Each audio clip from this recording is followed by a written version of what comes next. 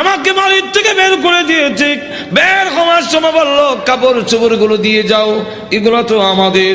উদ্দেশ্য হইল আমি উলঙ্গ হয়ে গেলে এটা যাব না, লজ্জায় তখন করে বসে থাকবো, আপনার দরবারে আসবো না।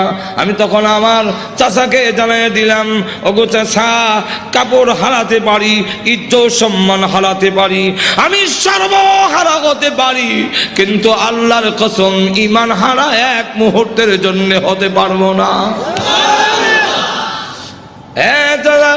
আজকে যদি শরমের আর ইজ্জতের বয়ে কাপড়ের জন্য আমি ঈমান হারা হয়ে যাই, মৃত্যুর পরে কবর থেকে উলঙ্গ হয়ে আল্লাহর দরবারে উঠব, উলঙ্গ অবস্থায় জাহান্নামের মধ্যে দেওয়া হবে। ওগো আল্লাহর নবী, আমার কাপড় চোপড় গুলো রেখে দিয়েছে। আমি আমার মার সামনে দাঁড়ায় বললাম, মা গো, ও মা, একটা কাপড় দেন না, আমি আমার